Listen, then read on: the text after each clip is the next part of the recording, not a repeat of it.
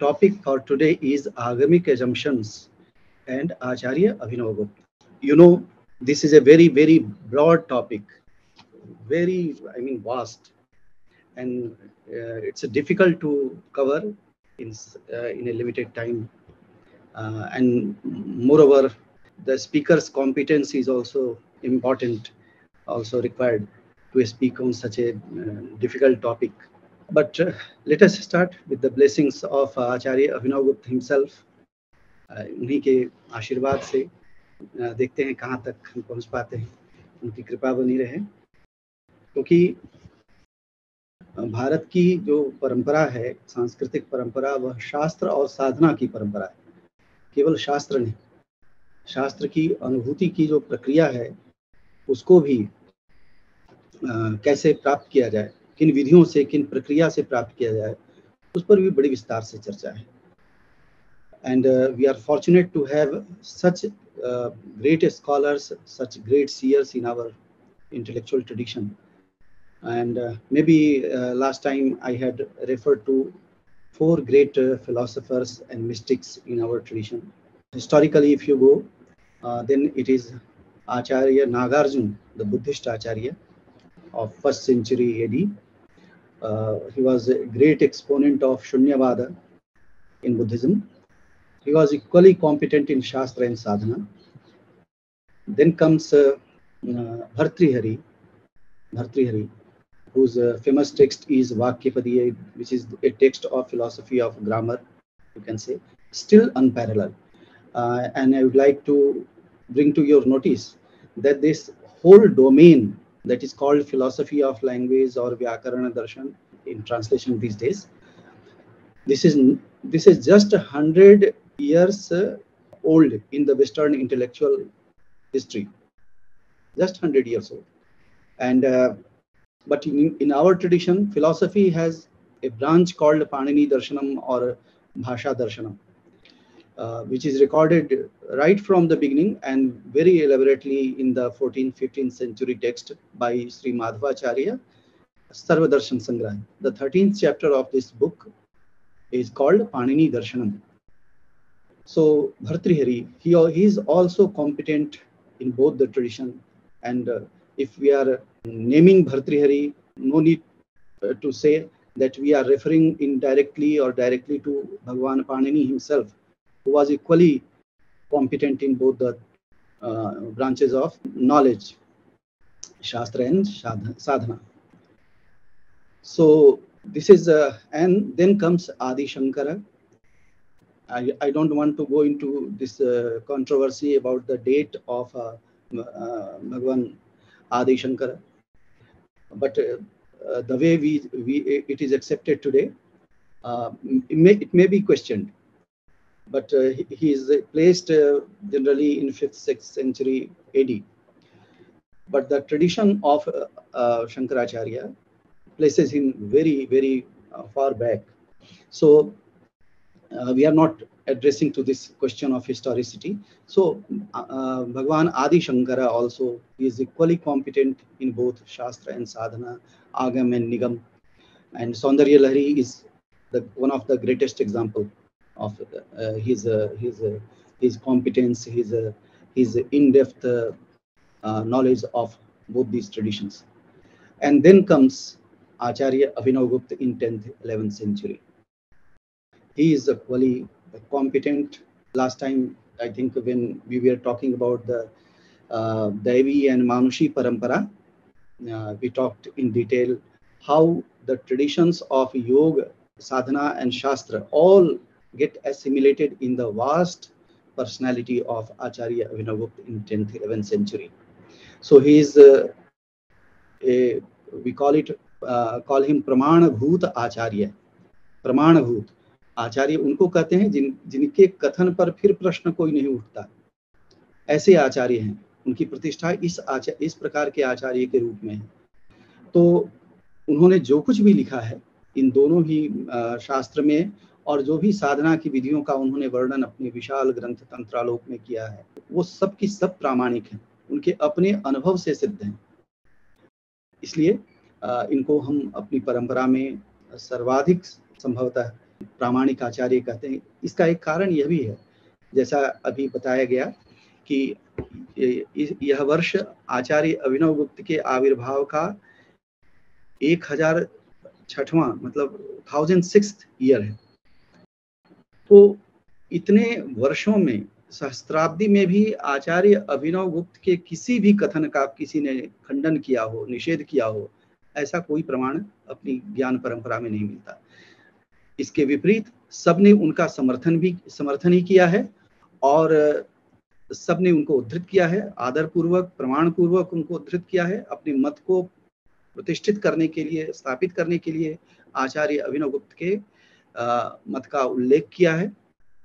ये सारी बातें इस उनके आविर्भाव के 1000 वर्ष बाद भी हमें देखने को मिलती है, चाहे वह काव्य शास्त्र हो, चाहे तंत्र हो, चाहे दर्शन हो, या अन्य विधाएं। तो ये उनकी प्रतिष्ठा है। तो ऐसे बड़े आचार्य का आज हम अध्ययन करने जा रहे हैं, उनके सानिध्य में रहने जा रहे हैं, तो उनके आशीर्वाद की अपेक्षा सदैव बनी रहेगी हम सबको। Let me begin with the verse from Tantralok by Acharya Abhinavagupta himself. Here it goes like this: Naumi chit pratibham devim param bhairava yoginim matriman prameyansha शूलाम्बुज कृतास्पदाम। ये मंगल श्लोक है, जैसा आप जानते हैं। तो इस दर्शन में हम आरंभ करते हैं, लेकिन थोड़ा देखते हैं कि कुछ विशेषताएं हैं जो पिछले व्याख्यान की निरंतरता में हम चर्चा करना चाह रहे हैं आपसे। वो ये है कि इसका जो मूल है वह आगम शास्त्र है। त्रिक का मूल क्या है? आगम, या शैव दर्शन का मूल आगम शास्त्र है।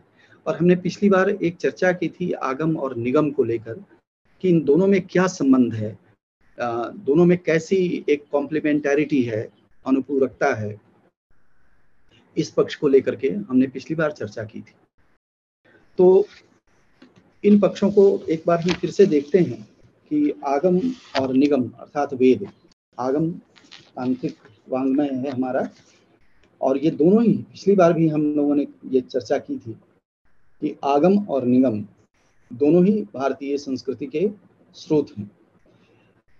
इनके किसी के भी अभाव में, इनमें से एक किसी के भी अभाव में भारतीय संस्कृति का अध्ययन न केवल अपूर्ण रह जाएगा, अपितु भ्रामक भी हो जाएगा। और आगमों का अध्ययन अध्यापन जितना दिनों दिन संकुचित होता जा रहा है या संकुचित हो चुका है, तो यह उस ओर संकेत करता है कि हम अपनी संस्कृति का कितना ठीक ज्ञान प्राप्त कर पा रहे हैं, या उसका कितना ठीक मूल्यांकन कर पा रहे हैं। तो इस दृष्टि से यह महत्वपूर्ण है कि हम आगमों को भी जानें, और उनके विषय में क्या क्या परंपरा हमारी कहती रही है, उनकी अनुपूरकता के बारे में, या उनके वैशिष्ट्य के बारे में, उनके कैरेक्टरिस्टिक्स के बारे में, उनको हम निश्चित रूप से एक बार देखना चाहेंगे। Manusmriti is such a important text and very popular these days, particularly in the contemporary social discourses. The commentator of Manusmriti records that Vidha cha Shruti Vaidiki Tantriki cha. The commentator is Kulluk Bhatt. He says that Shruti is of two kinds. There are two kinds of Shruti. Popularly, it is known as Veda, but Shruti itself is of two kinds, Vaidiki and Tantriki. One is that which assimilates Vedic texts, and another is that which is known as Tantra Sahitya or Tantric texts. So both are Shruti.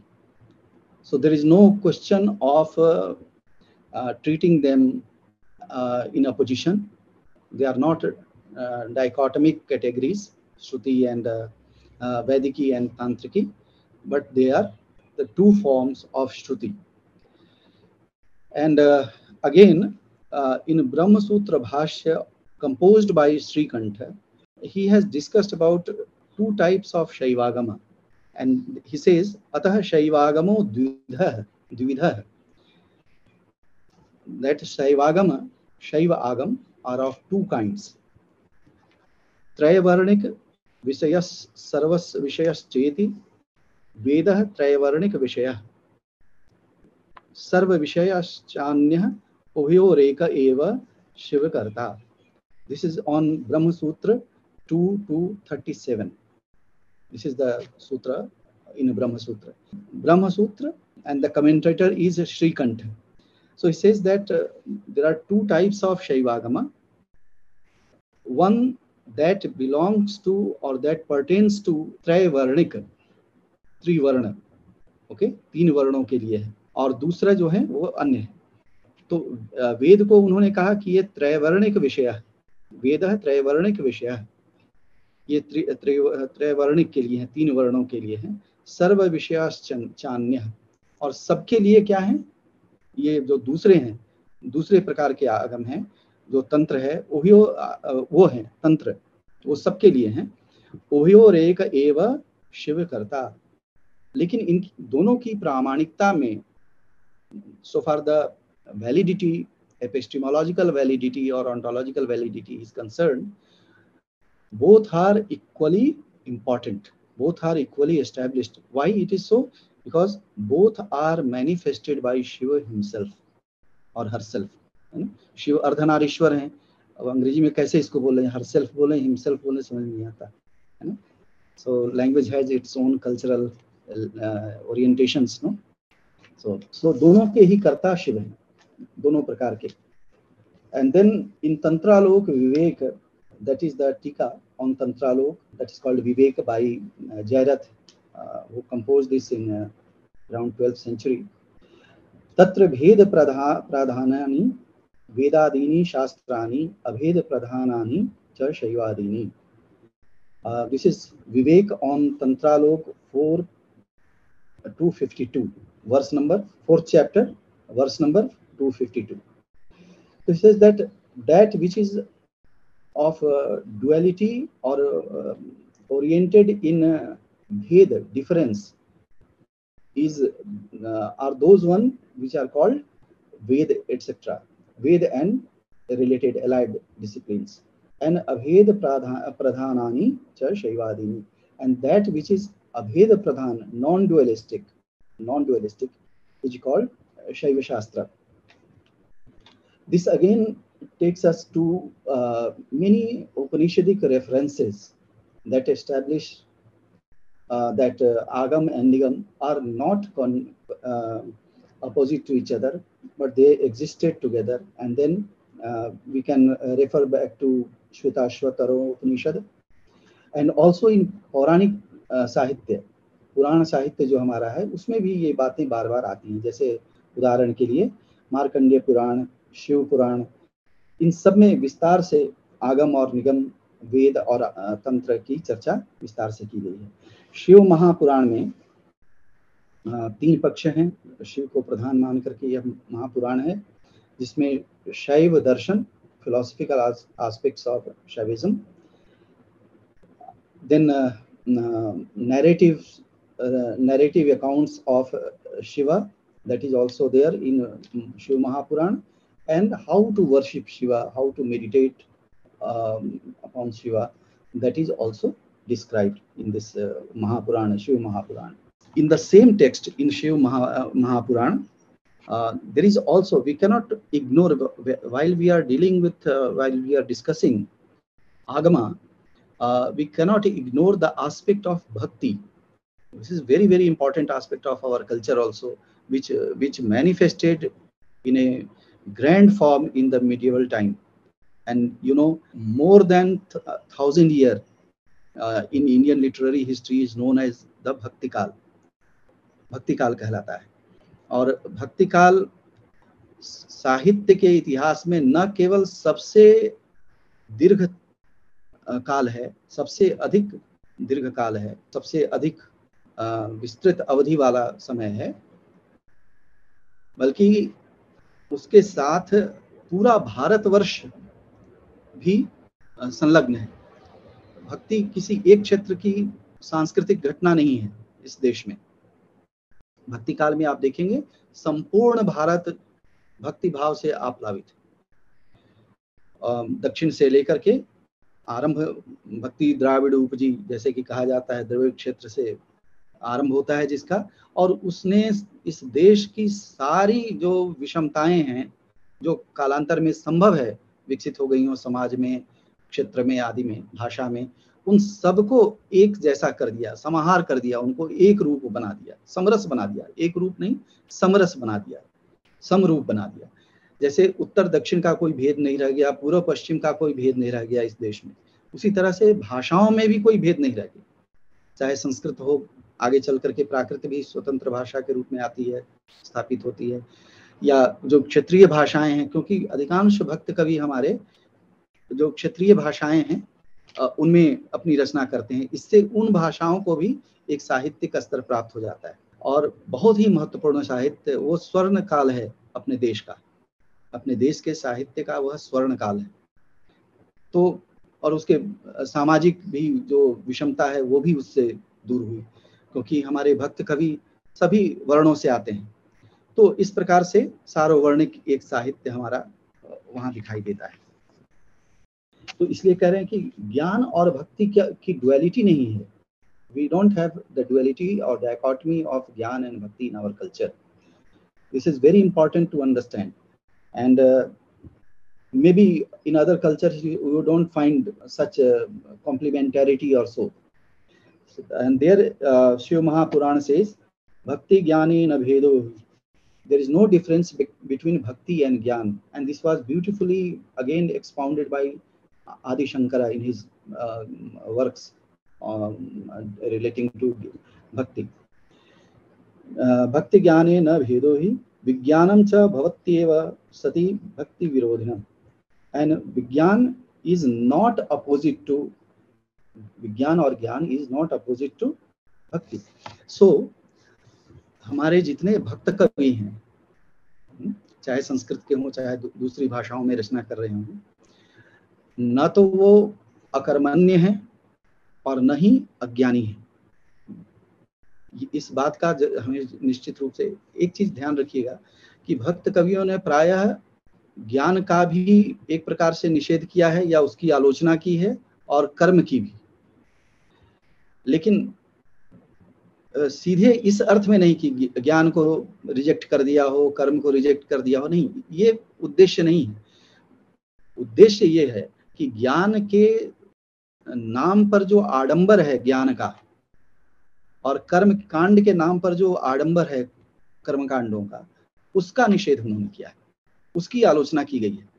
नहीं तो कबीर स्वयं ही इतने बड़े उच्च कोटि के दार्शनिक भी, कवि भी और साधक भी हैं, जिनकी पंक्तियां हैं, शून्य शिखर पर अनहद बाजे।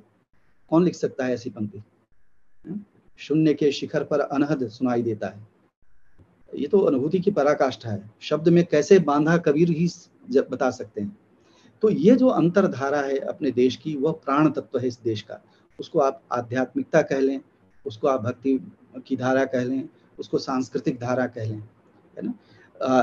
इसका विस्मरण होने का मतलब है कि भारत ने जो कुछ भी अपनी अन्यतम उपलब्धियां अर्जित की हैं हजारों वर्ष के साधना में, उन सबका एक प्रकार से विस्मरण हो जाना या उनका तिरस्कार हो जाना, तो इसको हमें बचा करके रखना है। और इस संदर्भ में आचार्य अभिनव गुप्त जैसे जो हमारे दार्शनिक हैं, जो आचार्य हैं, उनका हमें बार बार स्मरण करना होता है। मैं एक बार फिर से ये कहना चाहता हूँ, प्रायः ये पूछा जाता है कि हाउ रेलिवेंट इज अभिनव गुप्त दीज डेज। सभी आदत पड़ी हुई है हमारी पूछने की, है ना, शंकराचार्य कितने रेलिवेंट हैं, या और कोई दार्शनिक। ये प्रश्न हमारी संस्कृति के प्रश्न नहीं है। Relevance, what is relevance? और सच पूछिए तो ये ज्ञान संस्कृति का भी प्रश्न नहीं हो सकता, ठीक है। As my Guruji, Professor Kapil Kapoor says that nobody asked how Plato is relevant. कोई पूछता है पश्चिम क्या विद्वान कि प्लेटो और एरिस्टोटल कितने रेलिवेंट हैं? यह और बात है कि प्लेटो और एरिस्टोटल वेस्ट के हैं ही नहीं, तब भी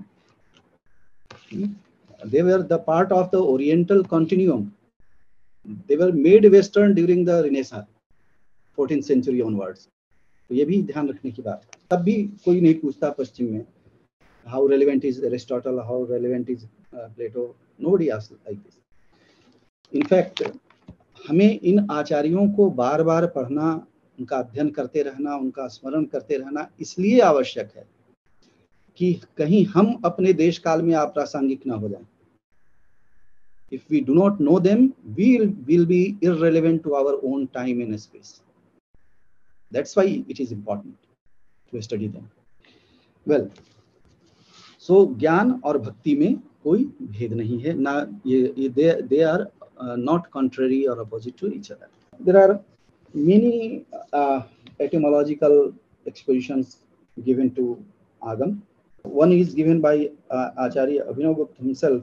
There he says in one of his texts, Dridha Vimarsha Rupam Shabdan Agama Asamantartha Gamayati.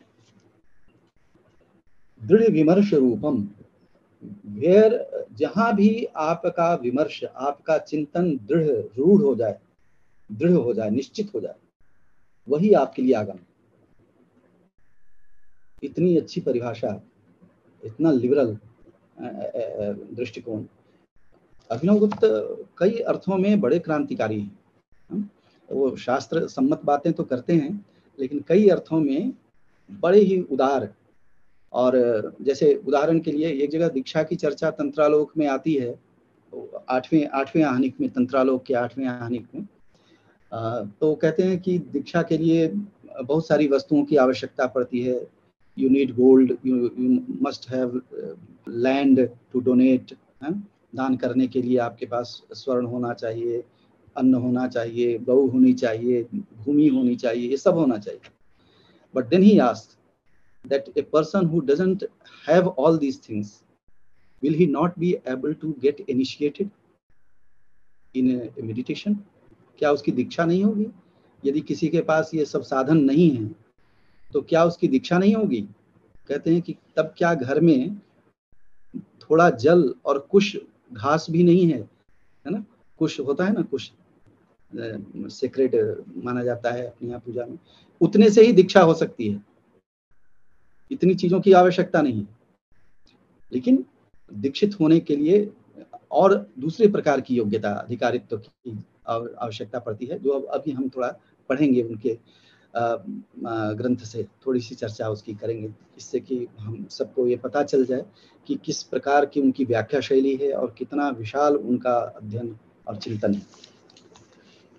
So I don't say difference between Veda and Agam, but there are certain features which are distinguishing features, and they may help us to understand both kinds of branches of knowledge. One is Veda, that is known as Apaurushaya, and Akritak, वो किसी के द्वारा रचा हुआ नहीं है. अकृतक इसलिए कहते हैं. अपौरुषीय है, it is non-contingent knowledge, and akritak, this is not created by someone.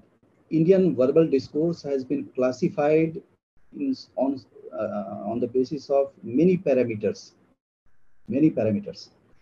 तो अभी उसमें जाएंगे तो थोड़ा विषयांतर हो जाएगा ज़्यादा, लेकिन एक पाणिनि का क्लासिफिकेशन है: दृष्ट, प्रोक्त, उपज्ञात, व्याख्यान एंड कृत. दृष्ट, प्रोक्त, उपज्ञात, व्याख्यान एंड कृत. कृत is created, like literature and other things. This kind of work is enumerated under Krita. And Drisht is Veda. Veda is Drishta, Drishtam Sama. This is the sutra of Panini's Ashtadhyaya. Well, so Veda is Apaurushya because knowledge is not contingent to any person or particular time or a space. It is for everyone, for all time and space. That's why it is non-contingent.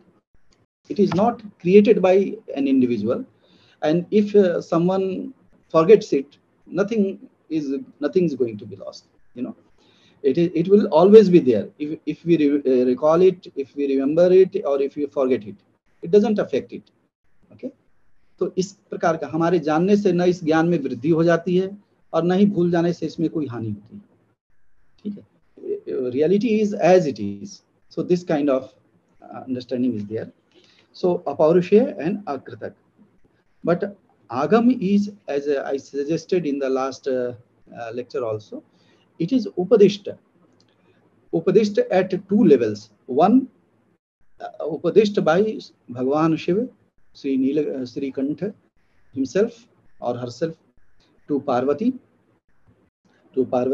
परमेश्वर भाषित इसको कहते हैं, परमेश्वर के द्वारा इसको कहा गया है, भाषित है,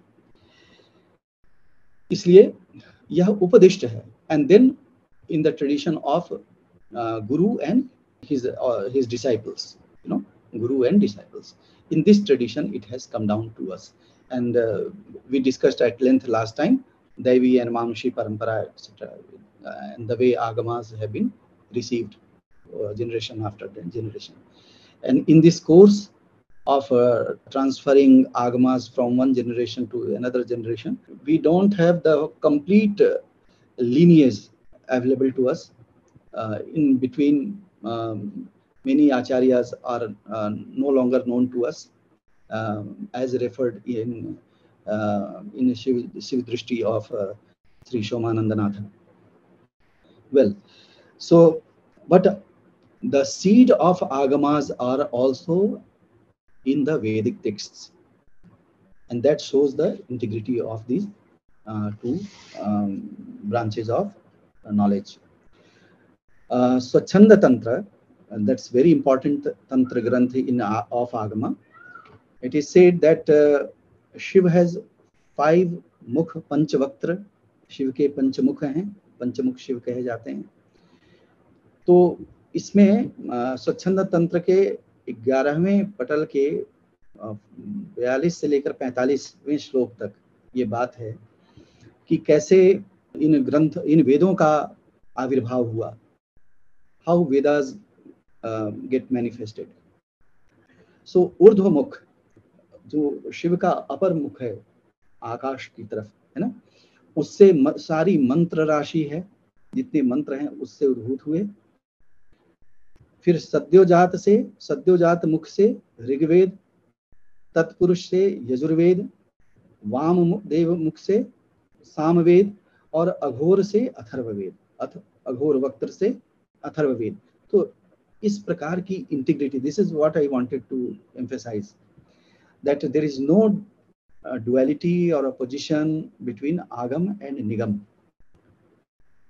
So you see, आगम को तो कहते हैं कि भगवान शिव के निश्वास हैं वो, इस रूप में भी आगम वेदों को कहते हैं निगम को. And again in Sut Samhita there are 3 divisions of rituals, worship, etc. 3 forms of worship have been described there: Vaidiki, Tantriki, and Pauraniki. Okay, the reference is 1.5.4, 1.1.12. This is the reference in Sut Samhita. Vaidiki, Tantriki, and Pauraniki. These 3 forms of worship are recorded there, but at the same time, the Shastrakara underlines Vediki worship, Vedic form of worship is distinct from Tantric form of worship. Okay, this is also there. So you can find integrity as well as some distinguishing feature all the time, because there are 2 different 2 forms of meditation, 2 forms of ritualistic practices, or 2 forms of philosophical positions, but not contradictory. This is very, very important. And in Tantralok, Vivek, you know, that is the commentary on Tantralok by Jairath. There he says that Shastra is of 2 types. One is Vedic and another is Shaiva. And there he says Vedic Shastra is Bheda Pradhan and Shaiva Shastra is Abheda Pradhan. So some distinctions are there, and that needs to be recorded here. Well, Agam is traditionally described as Agam. Text is traditionally described as Agamam Panchavaktratu Gatam Cha Girijanane Matam Cha Vasudevasya Tasmad Agam Uchyate. This is in Swachhanda Tantra, that which has emanated from Panchavaktra Shiva, Shiva has 5 mukh, भगवान शिव के पंचवक्त्र से जिसकी चर्चा अभी हमने की है, उनके पंचवक्त्र से जो प्राप्त हुए और जो गिरिजा मतलब पार्वती को के द्वारा सुने गए और फिर उनके द्वारा भी उपदिष्ट हुए। और जो वासुदेव का मत है, कोई वैष्णव तंत्र भी हैं, पांचरात्र आगम उनको कहते हैं, इनको आगम की संज्ञा से बताया जाता है, ये स्वच्छंद तंत्र ने कहा। वाराही तंत्र रिकॉर्ड्स 7 फीचर्स ऑफ आगम। वाराही तंत्र ने 7 लक्षण बताए आगम के, और वो हैं सृष्टि, प्रलय, देवार्चन, सर्वसाधन जिससे सारी चीजों की प्राप्ति, सारे मनोकामनाओं की पूर्ति होती है, पुरस्चरण, जाप आदि जो कहते हैं जब, षटकर्म और ध्यान योग, ये आगम के 7 लक्षण बताए। In itself, it is a complete structure. If you examine it closely, it is a complete structure to fulfill the worldly desires as well as one who is aspiring for moksha, Jivan Mukti or so. In Tattva Vaisharadi, that is the text by Vachaspati Mishra, very important philosopher of his time. There he says, Aganchanti buddhim arohanti yasmad abhyudayani श्रेयसोपाया स आगम, जिसके कारण हमारी बुद्धि में अभ्युदय और श्रेयस के उपाय आते हैं, जिनसे हम abhyudaya, worldly wellbeing and the ultimate liberation, both are ascertained by the different means which are described in the agamic texts. These are called agama. Then as we discussed last time also, there is the texts of agamas are generally having this word tantra, like Swachhanda Tantra, Malini Vijay Tantra, etc. So tantra is not different from agama. It's another abhidhan, another nomenclature you can say. But we need to clarify certain things, because the word tantra has acquired many negative connotations these days. तांत्रिक कहते ही एक अजीब सी मूर्ति हमारे सामने आती है, ठीक। ये सब उस पक्ष के कारण हुआ कि हमने इनको अपने से काफी दूर कर दिया। तो इस अभाव में, इस वैकेंट स्पेस में बहुत सारी चीजें एक्सेप्टेबल हो जाती हैं। कुछ भी उसमें कोई अर्थ कर देगा तो सारा, मैंने कई बार विद्वान, कुछ जो आजकल के विद्वान हैं, उनसे सुना कि तंत्र की एटिमोलॉजी तन से हुई है। तन मतलब बॉडी, उनके अनुसार, है ना। तो इस तरह का भ्रामक दुष्प्रचार जब होगा, क्योंकि उनके अनुसार तंत्र का मतलब है कि भौतिक चीजें, जो भौतिक चीजों को सुनिश्चित करता है। It is just worldly originated and rooted in the worldly things. So this kind of misconception has been disseminated among the people. Tantra is derived from the verbal root tan, that means to expand. तनु विस्तारे, ये verb root है जिससे विस्तार होता है, और stran प्रत्यय लगा करके यह तंत्र शब्द बनता है, और इसका अर्थ होता है तन्यते विस्तार्यते तनोति, इस तरह से। तो इसी अर्थ में इसकी परिभाषा जो दी जाती है, कहते हैं कि तनोति विपुलान अर्थान तंत्र मंत्र समन्वितान त्राणम च कुरुते यस्मात् तंत्रमित्य विधीयते। जो विस्तार करता है, विपुल अर्थों का जो विस्तार करता है, और जो तंत्र और मंत्र से समन्वित है, तंत्र मंत्र से युक्त है, और जिससे त्राण मतलब मुक्ति संभव हो पाती है, उसको तंत्र शब्द से बताया जाता है। So tantra also means a system that ensures the dissemination or expansion of the self. At the same time, it protects us. तो तन के दोनों हैं, एक तो त्रय धातु से भी कर तन, और त्रय कर धातु से जिसकी अर्थ होता है रक्षा करना। तो दोनों ही अर्थ उसके भीतर अंतर्निहित हैं, विस्तार करना भी और रक्षा करना भी। It protects us and it helps us to expand ourselves.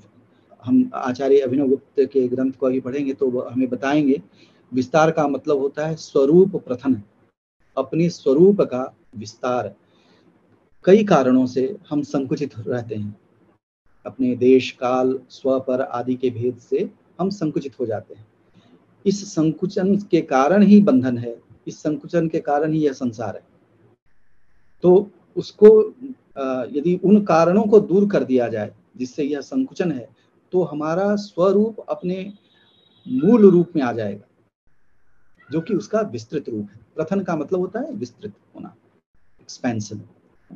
तो हमारा स्वरूप विस्तृत है और इसके बहुत सारे अर्थ हैं। मैं इसलिए भी चूंकि आज का वह मुख्य विषय नहीं है, लेकिन फिर भी यह संकेत करना शायद ठीक रहेगा कि तंत्र साहित्य या आगम साहित्य के अभाव में हम न तो अपने व्याकरण दर्शन को ठीक से समझ पाएंगे, न ही अपनी कला की जो समीक्षा है वो ठीक से कर पाएंगे, कला का दर्शन समझ पाएंगे, और भारतीय संस्कृति के एक महत्वपूर्ण उपलब्धि से हम वंचित रह जाते हैं।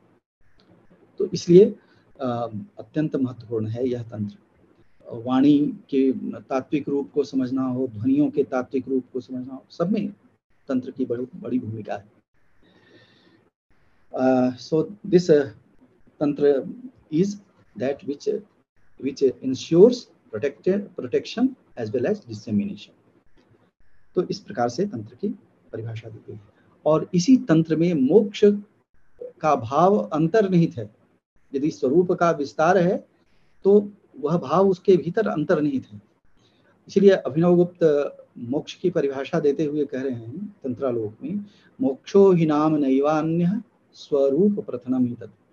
मोक्ष कुछ और नहीं, केवल अपने स्वरूप का विस्तार मात्र है, इसी को मोक्ष कहते हैं। There is nothing to be achieved from outside. The moment we are free from our bondages, that is moksha. So this is how he goes on, he describes it.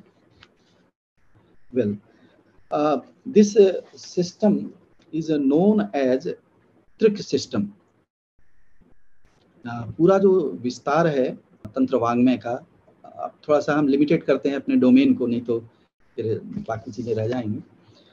तो जो त्रयंबक शास्त्र है, विद्वानों ने कई बार उसको त्रिक शास्त्र कहा है, त्रयंबक शास्त्र। हमने पिछले व्याख्यान में ध्यान होगा आप सबको, we talked about 3 matrikas, 3 schools, foundational schools of Tantra: Srinath, Amardaknath, Triambaknath, and there is another school that emanates from the daughter of Triambaka, that is called Ardha Triambak school. तो इन 3.5 मठिकाओं में पूरा तंत्र वाङ्मय विस्तृत है, उसकी परंपराएं आगे चलती हैं। तो इनमें जो त्रिक है वह कई कारणों से कहा जाता है, जैसे सिद्धा, वामक और मालिनी, ये 3 प्रकार के जो शास्त्र हैं, इनके कारण भी इसको त्रिक कहते हैं। जिसमें सिद्धा इज एक्शन ओरिएंटेड, सिद्धा इज एक्शन ओरिएंटेड, वामक इज नॉलेज ओरिएंटेड, ज्ञान प्रधान है, और मालिनी में दोनों की प्रधानता है, नॉलेज एंड एक्शन, है ना। So in a way it is complete in that sense, or you can say Siddha and Vamak culminates into Malini in this way. तो शास्त्र की दृष्टि से सिद्धा, वामक और मालिनी इस प्रकार का एक त्रिक है। इनकी चर्चा बलजीनाथ पंडित जी ने और ब्रजवल्लभ द्विवेदी जी ने, इन सब ने की है। कुछ और देखते हैं इसमें हम। दूसरा त्रिक कहने का कारण है उपाय की दृष्टि से। 3 प्रकार के उपाय हैं, 3 methods, 3 ways to achieve ultimate reality, to realize the ultimate reality, or to realize one's own self. So 3 are Shambhav Upaya, Shakta Upaya, and Anav Upaya. Shambhav, that is non-dualistic form. Shakta, which is dual come non-dual, भेदा भेद प्रधान द्वैताद्वैत उपाय है, जिसमें द्वैत और अद्वैत दोनों की अनुभूति होती है। और आणव उपाय, अणु फ्रॉम अणु टू आणव। अणु हियर टेक्निकली मीन्स जीव, इंडिविजुअल बीइंग। सो आणव उपाय, दैट इज भेद प्रधान। तो शांभव उपाय जो है वह अभेद प्रधान है, अद्वैत परक है। शाक्त उपाय द्वैताद्वैत है, भेदाभेद परक है। और आणव उपाय भेद परक उपाय है या द्वैत उपाय है, द्वैत रूप है यहाँ। तो उपाय की दृष्टि से भी ये तीन चीजें होती हैं, इसके कारण भी इसको त्रिक कहते हैं। फिर शक्तियों के the powers that manifest this world from the inner self of Param Shiva, these are the three powers, important powers: इच्छा, ज्ञान एंड क्रिया, desire, knowledge and action. So इसके कारण भी इसको त्रिक कहते हैं, इन तीन शक्तियों के कारण। इससे पहले जो दो शक्तियां और बताई जाती हैं, चित्त शक्ति और आनंद शक्ति, that these are always there, but to manifest this world from the Param Shiva himself, these three powers, that is Ichha, Jnana and Kriya, are very very important. So इन तीन शक्तियों से अवभाषण होता है, प्रकाशन होता है, इसलिए इनको त्रिक कहते हैं। देन शिव शक्ति एंड समरस भाव के कारण भी इसको त्रिक कहते हैं। शिव शक्ति और जहां दोनों की समरसता हो, यह ध्यान देने की बात है कि यह दर्शन या जो आगम है वो एक रस्ता की बात नहीं करते, समरसता की बात करते हैं। एक रास्ता तो निरस्ता भी हो जाती है ना, ठीक है, तो समरसता की बात करते हैं, है ना। मुझे याद आ रही है महाकवि जयशंकर प्रसाद जी की कामायनी की पंक्ति, समरस्थे जड़िया चेतन आनंद अखंड घना था। This is the last line of Kamayani, the world famed epic by Jayashankar Prasad ji, based on the Pratyabhigya darshan. तो आचार्यों ने, विद्वानों ने समय समय पर बहुत बड़े काम किए हैं। तो only thing is that we don't know, we do not teach them the way they should have been taught. ये दोनों बातें। कामायनी अपने देश विदेश के सभी विश्वविद्यालयों में एमए के पाठ्यक्रम में प्रिस्क्राइब टेक्स्ट है हिंदी में। I don't know how this text has been taught for these decades without knowledge of the Agam or Pratyabhigya philosophy. Another is Shiv, Shakti and Nar. This is another trick. Shiv, Shakti and Nar, Jeev Roopta. ये अवस्था भेद केवल। Then according to the experience that the sadhak can witness, there are three stages or three forms. One is Vishwamay, another is Vishwotirna, and the third is both. Both means Vishwamay and Vishwotirna, both experiences of both.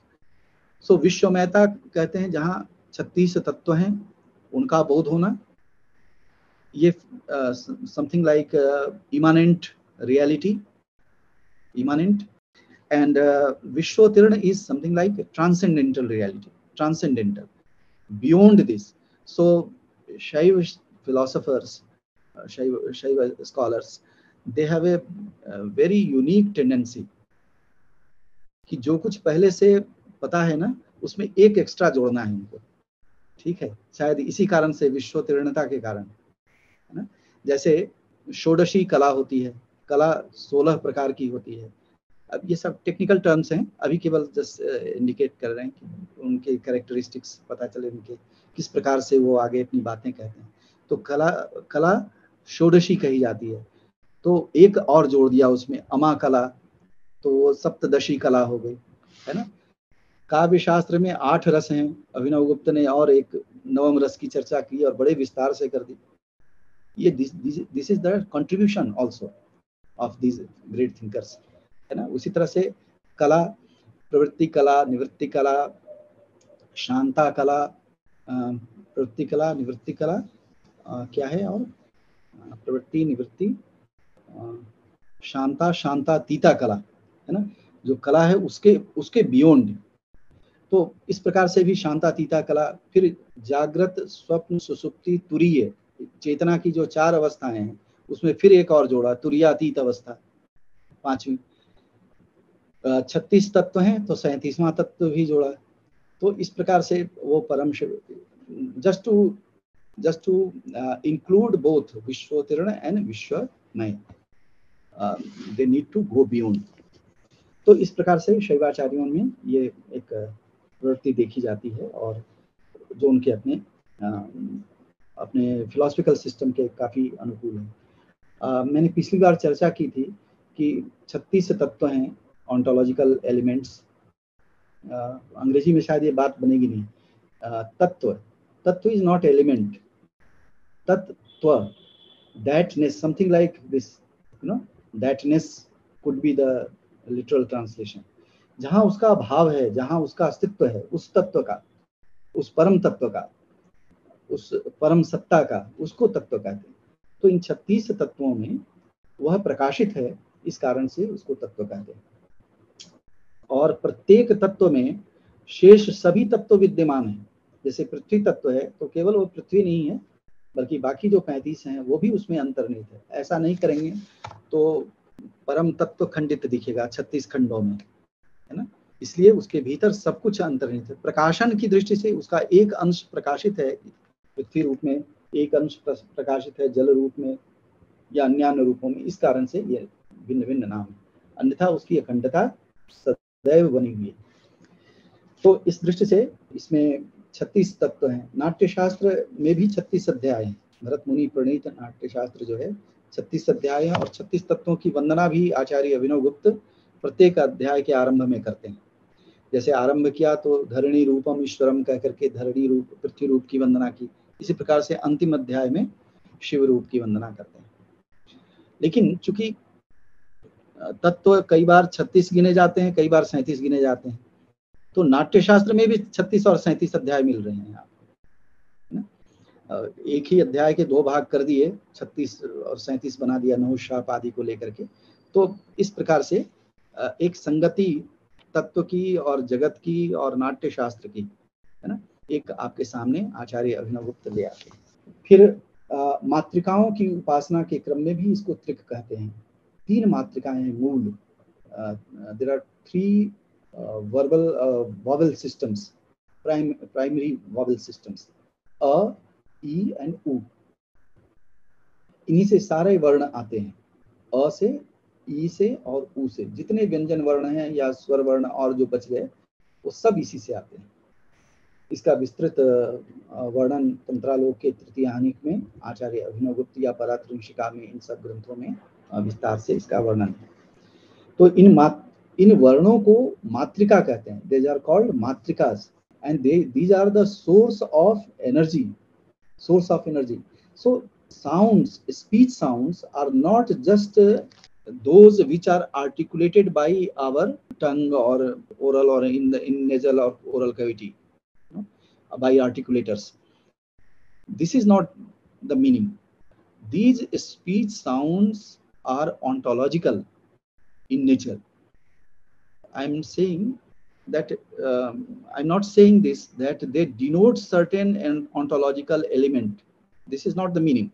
They are ontological elements in themselves. They do not denote anything. You got this point?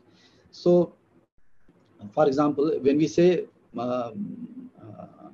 tree, then this tree word denotes something other than itself. So the word takes you outside its realm. So this is not just a combination of a few speech sounds, but there is a conceptual meaning involved with this, and it takes you beyond the level of sound to the level of cognition of something. But here the situation is different.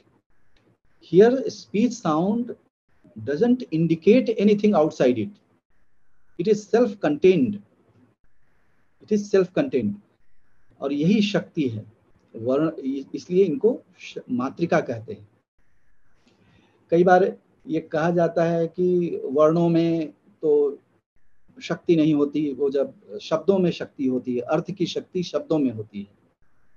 ऐसा कई बार व्याकरण शास्त्र में पढ़ने को हमें मिलता है।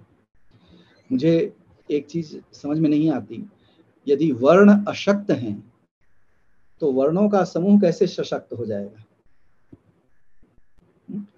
If speech sounds are in themselves without any power, without any potency, how come the combination of these powerless elements would become powerful?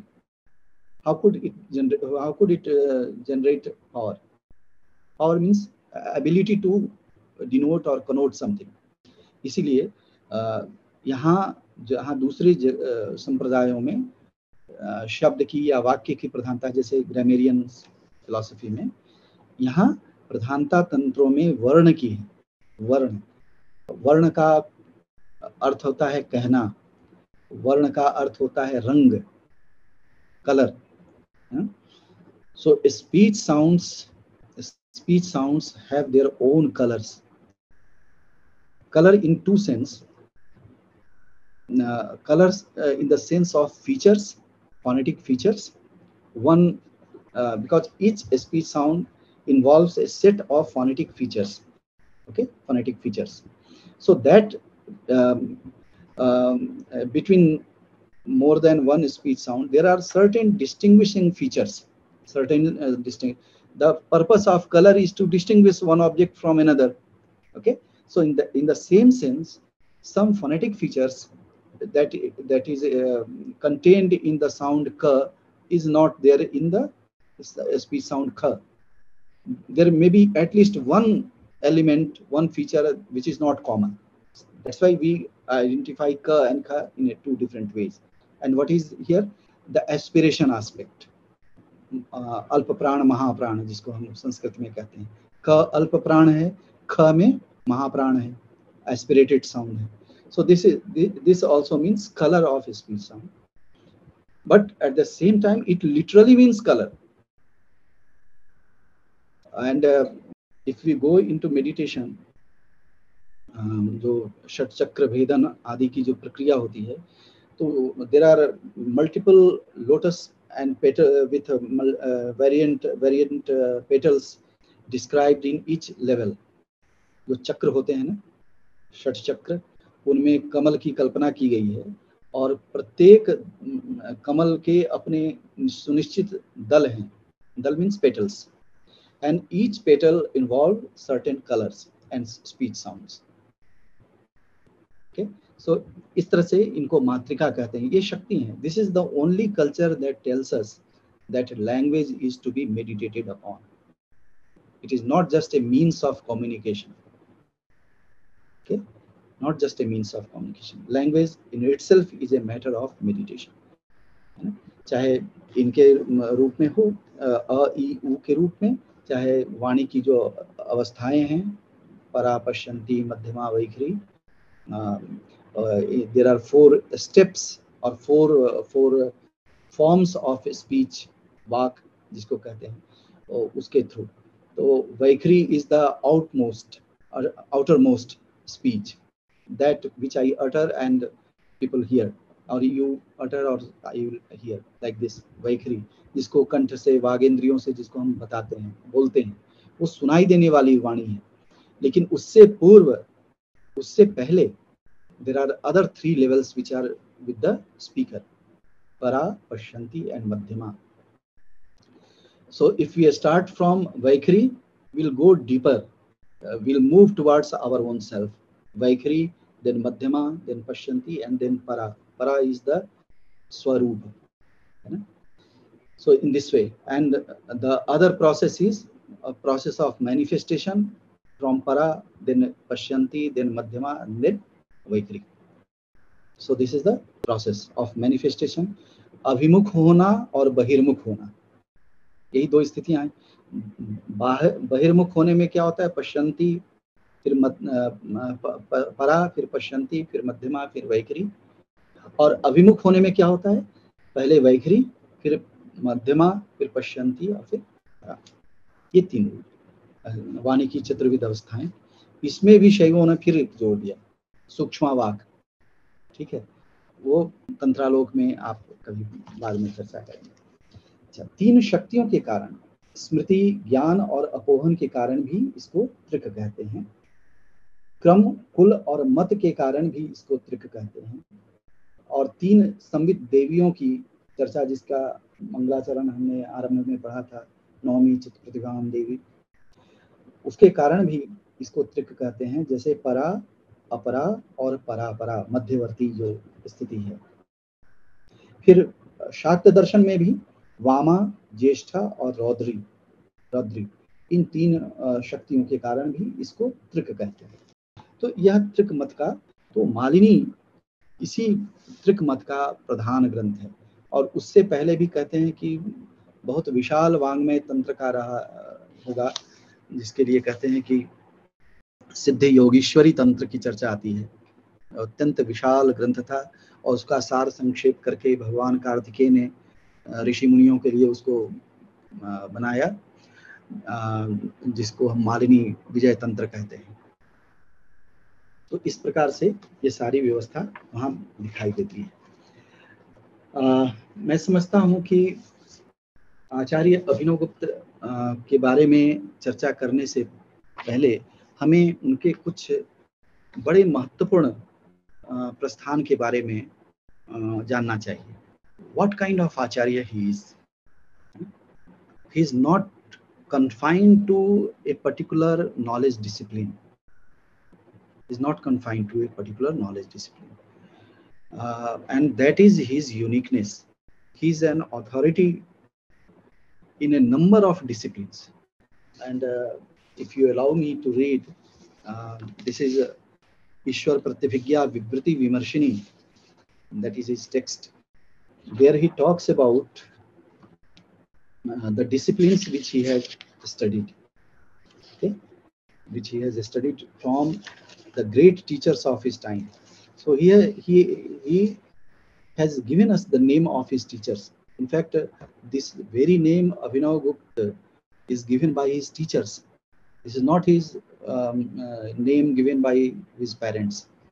तो उसी रूप में वो याद किए जाते हैं, अपने गुरुओं के द्वारा जो दिया गया नाम है उसी रूप में वो जाने जाते हैं। और उनको उनके ही टीकाकार जयरथ ने योगिनी भू कहा है। अब ये बड़ी पारिभाषिक संज्ञा है, जिसमें रुद्र शक्ति का समावेश हो जाता है, जिसको सारे शास्त्र तत्काल अधिगत हो जाते हैं, जिसमें कवित्व की क्षमता आ जाती है, रुद्र में अचल भक्ति हो जाती है। ये सब कुछ योगिनी भू के लक्षण बताए हैं, जो आचार्य अभिनवगुप्त में घटित होते हैं उनके व्यक्तित्व में। और उन्होंने कहा कि ये प्रतिभिज्ञा, ईश्वर प्रतिभिज्ञा विवृति विमर्शनी का 6ठा जो श्लोक है, उसमें ये अपनी बात कह रहे हैं। तो मैं भी बोझिल नहीं बनाना चाहता संस्कृत का उदाहरण दे करके, तो केवल इतना कह रहा हूँ कि उन्होंने व्याकरण, कहते हैं पूर्ण व्याकरणावगाहन शुचि सत्तर्क मूलोन्मिषित प्रज्ञा कल्पलता विवेक कुसुमैरभ्यर्च देवताम पीयूषासव सार सुंदर महासाहित्य साहित्य भाग विश्राम्यहम ईश्वराद्वय कथा कांता सख सांप्रतम। उनके वर्णन की शैली भी उतनी काव्यात्मक है। कहते हैं कि मैंने पहले तो पूर्ण व्याकरण में अवगाहन किया। वो कितने बड़े वैयाकरण हैं यह तो उनके ग्रंथों के अध्ययन से पता चलता है। और कुछ शब्दों को, जो पारिभाषिक शब्द हैं, उनको व्याकरण की दृष्टि से वो इस रूप में व्याख्यायित करते हैं कि उससे कई नवीन अर्थों की प्राप्ति होती है। उदाहरण के लिए अनुत्तर पद का जो उन्होंने व्याख्यान किया है परात्रिशिका विवरण में, 16 प्रकार के व्याकरण सम्मत अर्थ आचार्य अभिनवगुप्त ने वहां स्थापित किया है। इसी तरह से ध्वनि की जब चर्चा करते हैं, ध्वनि काव्य शास्त्र का विषय है, उसमें भी तो कई प्रकार से उसका निर्वचन, कई प्रकार से उसकी व्याख्या उन पदों की वो करते हैं। इसलिए कर पाते हैं क्योंकि व्याकरण का बहुत ही गंभीर ज्ञान उनको है। और उनका एक कहा जाता है कि प्रकीर्णक विवरण नामक ग्रंथ था, जो कि आज उपलब्ध नहीं है, और ये ग्रंथ व्याकरण का ग्रंथ उनका माना जाता है। though we don't have this text Prakirana Vivarana, but his competence in this discipline is quite visible. It manifests itself when we go through his works. Sattarka Moolonmishit. Second is logic. He is well versed in logic, and it is said that he composed a text in logic also, which is again not available, but that which is mentioned by his disciple Madhuraj Yogi in his Gurunath Paramarsh. And the title of this text is Katha Mukh Tilak. Katha Mukh Tilak. There he describes the 16 ontological elements of Nyaya philosophy, and not only describes, he in fact he expounds those elements to what extent they are sustainable or not, in that way. Then in Sahitya, he says that Piyus Asav Sar Sundar Maha Sahitya Sahitya Bhag. साहित्य कैसा है? तो पीयूष आशव जिसको कहते हैं, इससे अधिक प्राणवंत कोई दूसरी विधा नहीं हो सकती साहित्य से। उसमें भी उनके दो ग्रंथ हैं, these are commentary texts. One is Lochan, that is the commentary on Anandavardhan's Dhanyalok, and the second is Abhinav Bharati, that is the commentary on Bharat's Natya Shastra.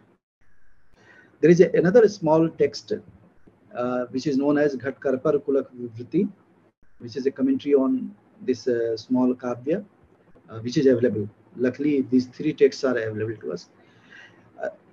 In darshan, in philosophy, he says that Vishramyaham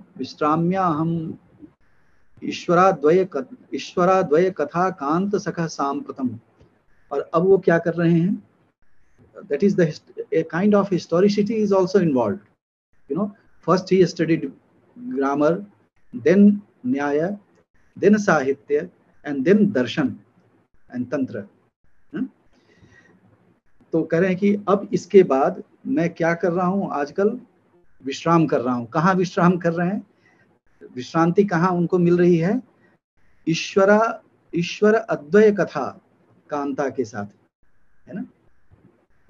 जो ईश्वराद्वयवाद है, अद्वैत में ईश्वर के अद्वैत नामक ये जो भावना है, अद्वैत की भावना, उस कांता के साथ वो विश्राम कर रहे हैं, है ना? उनकी विश्रांति वहां है। तो दो प्रकार के टेक्स्ट हैं। एक तो दार्शनिक ग्रंथ in common sense which we call like Ishvara Pratyabhijna Vimarshini, Ishvara Pratyabhijna Vivriti Vimarshini et cetera, and another is tantric texts on tantra. So you have encyclopedic text like Tantraloka, then an abridged form of this Tantraloka is called Tantrasar, then Paratrishika Vibrana, Malini Vijayvartik, etc. All these texts. But here the list doesn't end. He is equally competent in music, and a great scholar of music whose text is called Sangeet Ratnakar, Sarangadev's text. I think it's a 12th century text on music, Sangeet Ratnakar by Sarangadev. He quotes Abhinav Gupta on certain issues. Okay, quotes Abhinav Gupta on certain issues in music. So he's an authority in music also, and then a number of forms of meditation. वो साधना की कई विधियों में, चाहे वह क्रम साधना की हो, चाहे कुल साधना की हो, चाहे त्रिक साधना की बात हो, इन सब में वो एक बड़े प्रामाणिक आचार्य के रूप में हमारे सम्मुख आते हैं. So it is very very important to study him. और जहाँ तक कंपैरिजन त्रिक दर्शन या काश्मीरी शैव दर्शन की बात है दूसरे दर्शनों से, तो जैसे रागों में जो भारतीय राग है, संगीत है, राग संगीत, उसमें आप देखते होंगे कि स्वर तो वही होते हैं, सप्त स्वर, है ना, षडज से लेकर के निषाद तक स्वर तो वही होते हैं. फिर इतने सारे राग कैसे हैं? रागों की इतनी विस्तृत कल्पना और विधान कैसे इतना संभव होता है?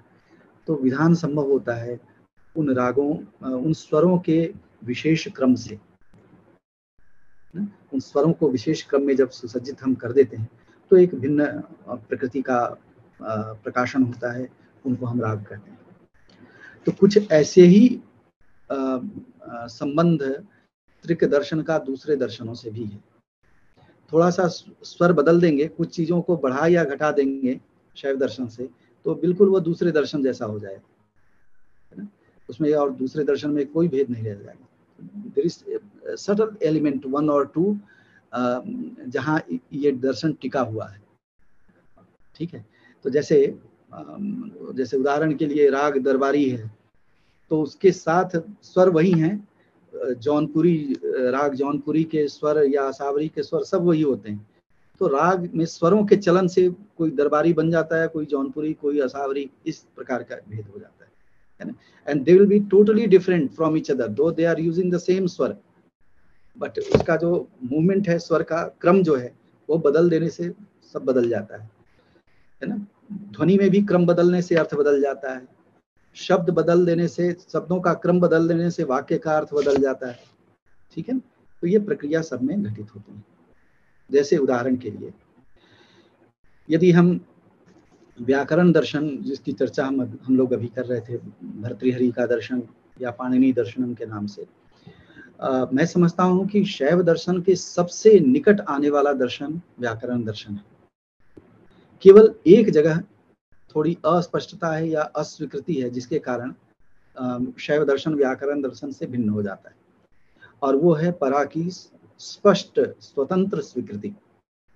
यदि इसको स्वीकार कर लिया जाए व्याकरण दर्शन में, और शायद किया भी गया हो, और विवर्त का वेदांत परक लक्षण यदि व्याकरण शास्त्र में ना करें, फिर इसमें शैव दर्शन में और व्याकरण दर्शन में कोई भेद नहीं रह जाएगा, ठीक है। उसी तरह से शांत ब्रह्मवाद की जगह पर यदि सक्रिय ब्रह्मवाद कर दें वेदांत में, तो फिर शैव दर्शन और त्रिक दर्शन में कोई भेद नहीं रह गया, है ना। माया को स्वातंत्र शक्ति मान लें, जैसे कि शैव दर्शन में माना गया, या आभास की तात्विकता को स्वीकार कर लें। ऑन्टोलॉजिकल जो एलिमेंट्स होते हैं, मैनिफेस्टेड जो एलिमेंट्स हैं 36, उनके ऑन्टोलॉजिकल एस्पेक्ट को यदि हम स्वीकार कर लें, तो फिर वेदांत में और इसमें भी कोई भेद नहीं रह गया, है ना। सक्रिय ब्रह्मवाद कर दें, फिर कोई भेद नहीं रह गया। माया को स्वातंत्र शक्ति के अंतर्गत कर दीजिए, फिर इससे वही दर्शन हो गया एक जैसा। उसी प्रकार से पुरुष और प्रकृति की जो को शैव दर्शन कहता है, ये परिमित तत्व हैं, they are confined, they are not liberated elements। यदि इसको लिबरेट कर दें प्रकृति पुरुष को, जैसा कि सांख्य कहता है, लेकिन शैव दर्शन के अनुसार वो परिमित हो जाता है, डिटरमिन हो जाता है, लिमिटेड हो जाता है। यदि इसको अपरिमित कर दें पुरुष और प्रकृति को, फिर इसमें भी कोई भेद नहीं है सांख्य की दृष्टि से। न्याय से भेद क्या है?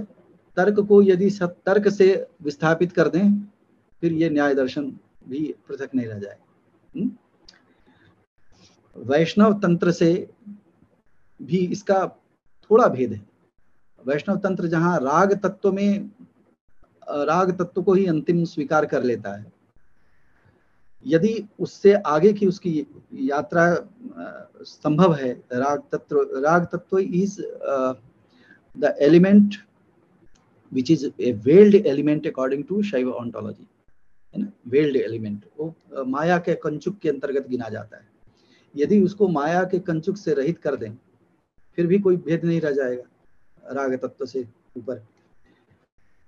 उसी तरह से बौद्ध में जो विज्ञान की क्षणिकता है, मोमेंट्रीनेस ऑफ विज्ञान, उसको यदि शाश्वत कर दें, फिर बौद्ध दर्शन और इसमें भी कोई भेद नहीं रह जाएगा। तो इतना सूक्ष्म अंतर इन सभी दर्शनों में है, और यही इसको विशिष्ट बनाते हैं। मैं ये नहीं कर रहा हूँ कि ऐसा कर देना चाहिए, बिल्कुल नहीं करना चाहिए, ठीक है ना, नहीं तो फिर तो ये सेकुलरिज्म हो जाएगा एक तरह का, ठीक है। तो लेकिन यही इस देश की अनुसंधानात्मक प्रवृत्ति है या प्रकृति है। हमने इतने मार्ग ढूंढे, साधना के, मोक्ष के, तत्व मीमांसा के, ज्ञान मीमांसा के, ये हमारी उपलब्धि है। So this is how it goes on, and there are so many things. So I want to devote these 10 minutes to study some lines from Acharya Abhinavagupta's text. Okay, and I'm taking up a very simple text according to him, not according to us, according to Abhinavagupta himself, and that is the Tantra Sar. Just a few things. Tantra Sar, as I just said, that this is an abridged form of Tantra Lok. And he knew, Acharya Abhinavagupta knew himself how difficult is Tantra Lok for common people. So that's why he has composed this text so that everyone could grasp the real essence of Tantra. I'm deliberately leaving out the Mangalacharan, which is highly philosophical. Vimal Kalashraya Abhinav Srishti Mahajanani Maritatanuscha Panchamukha Ruchir Janaka. So there are twin meanings of this verse. So that will not be possible to do in this short time. But from second, but I bow before him as he is saying that दो स्तर के माता पिता होते हैं, एक तो पार्वती और परमेश्वर हैं, और दूसरे जो हमारे भौतिक माता पिता होते हैं। तो दोनों की वंदना उन्होंने इस मंगलाचरण में की एक ही साथ। देन ही सेज दैट विततस् तंत्रालोको विगाहितुम नैव शक्यते सर्वैः ऋजुवचन विरचितमिदं तु तंत्रसारः ततः शृणुत। That not everybody is capable of diving deep into Tantra Lok, and that's why I have composed this Tantra Sar in a very simple statements. Then he expects us to listen to it. तो एक तो इस ग्रंथ की जो ओरैलिटी है वो शायद आप समझ रहे होंगे, श्रुणुत है ना, सुनने के लिए कह रहे हैं। और आगम शास्त्र मैंने पहले भी कहा कि उपदिष्ट हैं, वो सुनाए गए हैं एक दूसरे को, they are oral in nature. Parvati ने शिव को, शिव ने पार्वती को, फिर ऋषि मुनियों ने अपने शिष्यों को, इस प्रकार से ये पूरी आगम परंपरा हमारे साथ आती। सो यहाँ भी उसी अर्थ में एक बड़ी इंटरेस्टिंग बात है कि तंत्रालोक में वो कह रहे हैं, अपने जो शिष्य उनके हैं, उनके आग्रह पर उन्होंने तंत्रालोक की रचना की है। ये आरंभ में वो बताते हैं। इस सभी जितने आगम हैं उन सबका प्रामाणिक विवेचन सुनने की इच्छा है उनके शिष्यों को। इनके आग्रह के रक्षा के लिए उन्होंने इतना विस्तृत ग्रंथ रचा है। लेकिन अंत तक जाते जाते ये पता चलता है कि वो तो किसी को सुना ही नहीं रहे हैं यह ग्रंथ, वो सुना रहे हैं अपने पर भैरव को, जो उनके इष्ट हैं। यह पूरा ग्रंथ अपने भैरव को ही समर्पित किया उन्होंने, है ना। तो इस प्रकार से यहाँ भी वही चर्चा आ रही है। और जैसा कि उन्होंने अपने सभी गुरुओं का बड़े श्रद्धापूर्वक उल्लेख किया है। और एक चीज मैं बिल्कुल लोभ का संवरण नहीं कर पा रहा हूँ, जो गुरु हैं। देखिए आगम शास्त्र में सद आगम, सदगुरु, सदगुरुपदेश और सत्तर्क, ये चार बातें बड़ी प्रधान होती हैं। सदगुरु, नॉट ए ऑर्डिनरी गुरु। और गुरु किसको कहते हैं वो बताते हैं, बड़े विस्तार से बताते हैं कि उस शास्त्र का अधिकृत विद्वान होना चाहिए जिस शास्त्र का वह गुरु कहला रहा है। और इस दृष्टि से उनके दो प्रकार के गुरु हैं। एक तो मठिका गुरु जो परंपरा से आ रहे हैं, जैसे आमर्दकनाथ, त्र्यंबकनाथ, श्रीनाथ आदि, या अर्धत्रयंबक की परंपरा से, ये परंपरा के गुरु हैं उनके। और दूसरे को कहते हैं वो कि ज्ञान गुरु हैं हमारे, अलग अलग शास्त्रों का ज्ञान उन्होंने अपने समय के गुरुओं से ग्रहण किया। जैसे काव्य शास्त्र का ज्ञान है तो उनके गुरु भट्टतौत हैं या भट्टेंदुराज हैं। इसी प्रकार से अन्य शास्त्रों का भी उन्होंने ग्रहण किया। तो एक ज्ञान के गुरु हैं और एक मठिका गुरु हैं जो परंपरा के, जो साधना के गुरु उनके हैं। तो उसी क्रम में एक बड़ी अच्छी बात, उनकी तो सारी बातें अच्छी हैं। यहाँ देखिए कह रहे हैं कि आमोदार्थी, कैसे गुरु के पास जाकर के विद्या अर्जित करनी चाहिए। This is how he elaborates, and this is in Tantra Lok 13th chapter verse number 335। Okay, तो सद आगम की चर्चा करते हैं और गुरु के लिए कहते हैं कि आमोदार्थी यथा भृंगः पुष्पात पुष्पांतरम व्रजेत, विज्ञानार्थी तथा शिष्यो गुरु गुरुवंतरम व्रजेत। कि जिस प्रकार से आमोद की इच्छा वाला, आनंद की इच्छा वाला भृंग, भौरा, भौरा जो होता है ब्लैक बी, वो एक पुष्प से दूसरे पुष्प तक जाकर के पराग का संचय करता है, collects pollen from different flowers. In the same way a person who has great earnest desire to learn, to know, should go to different teachers to acquire knowledge। और फिर जो गुरु नहीं होते उनके लिए भी कहा उन्होंने, और ये आगम से उद्धृत कर रहे हैं, वो अपनी बात सिर्फ नहीं कह रहे हैं, आगमों से समर्थित बात कर रहे हैं। अभिनव गुप्त ने ऐसा कुछ भी नहीं कहा जो आगम विरुद्ध है ना, आगमों से जिसका कोई निरंतरता नहीं है।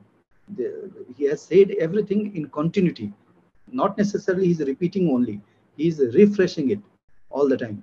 So here says that shaktihinam gurum prapya mokshagane katham shreyet नष्ट मूले द्रुमे देवी कुतः पुष्प फलादिकम।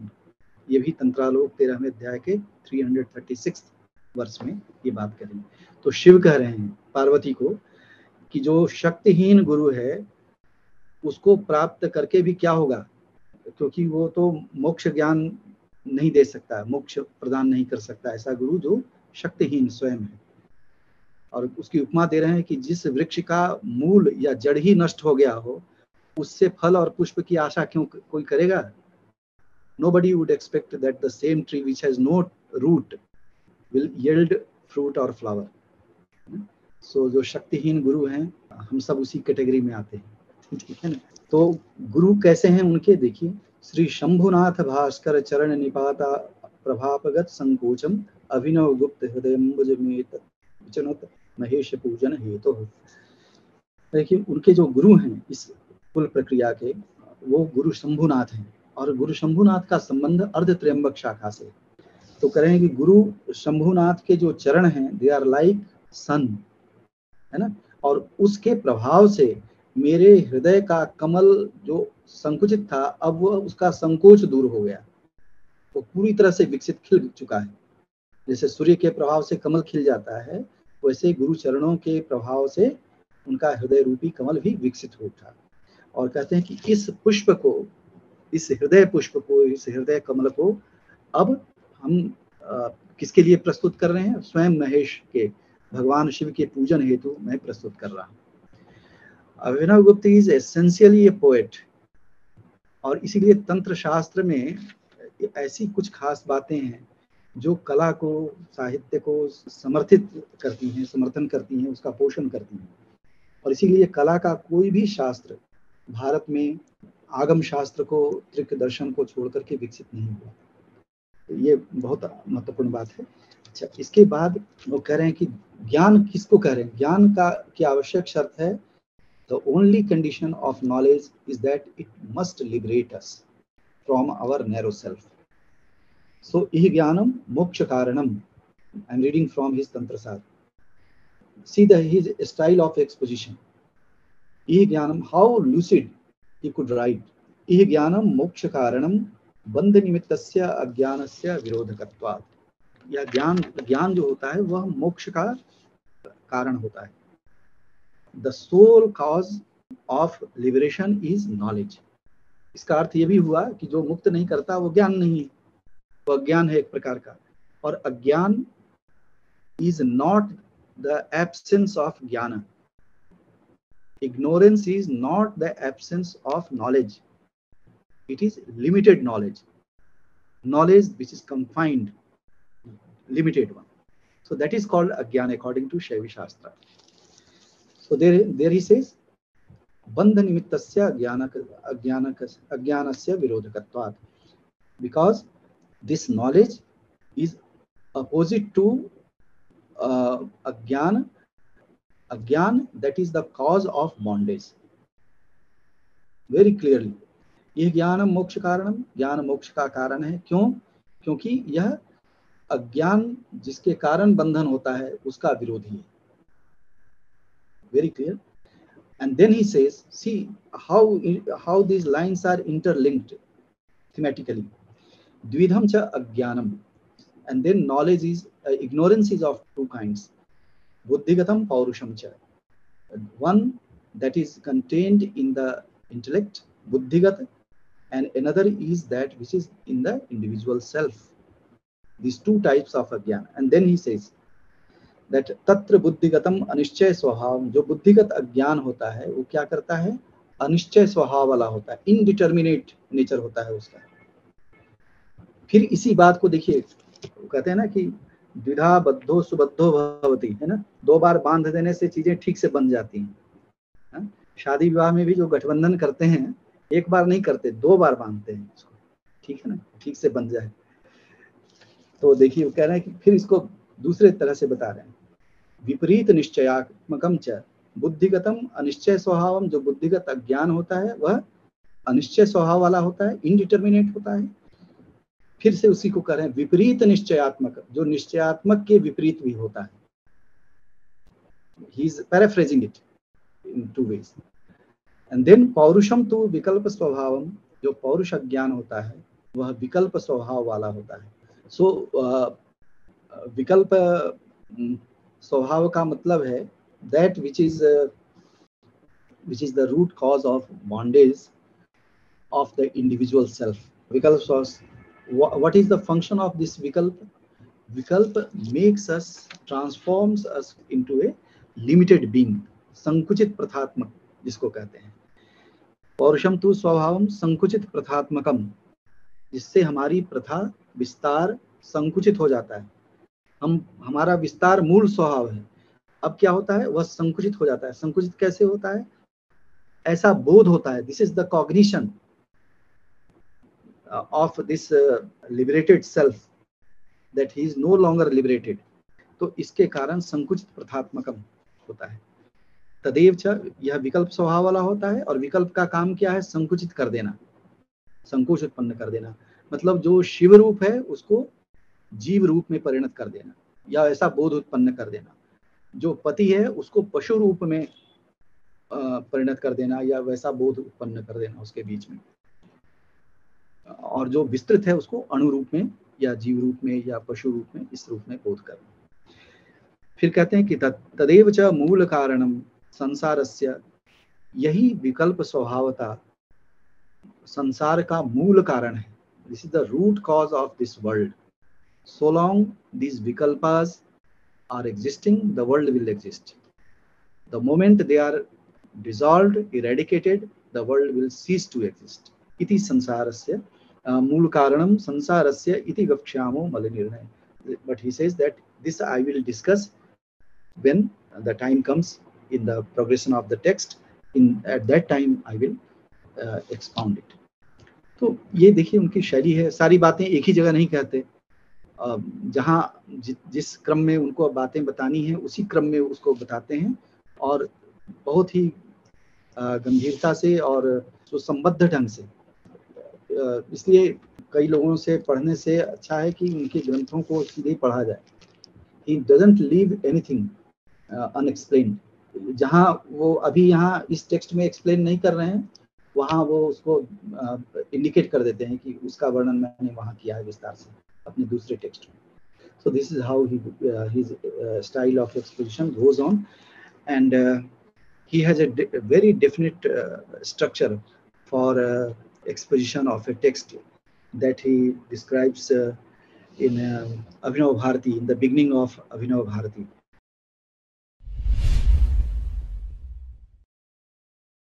पहला प्रश्न ये है फ्रॉम संदीप जी। संदीप जी कहते हैं कि thank you for this wonderful exposition of speech sounds and colors, Professor Rajneesh Mishra sir. Could you please extend it a little and talk about the meaning of Naad and Anhad Naad? This is a very central concept, Naad. Naad literally means sound, but the way it is described in our culture, it has two forms, Ahat Naad or Anahat Naad. Ahat Naad and Anahat Naad. Anahat is called Anhad, unheard, in that sense you can say, unheard. that which is not manifest, but that can be heard in trance or deep meditation.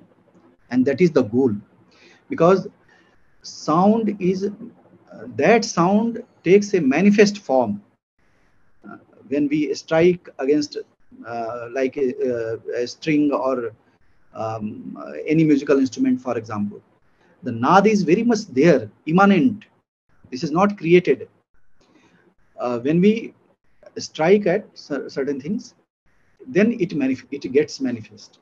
तो ये तो आहत नाद है ना. संगीत में जो सितार के तारों से या जो घन वाद्य हैं उन पर आघात करने से साउंड मैनिफेस्ट होता है. It is the manifestation of the primordial nad, which is immanent in every object, in every element, in every particle. तो उसी से संगीत की भी सृष्टि होती है, उसी से हम बोलते भी हैं. वही नाद यहाँ हम वाणी के रूप में भी प्रयोग में ला रहे हैं.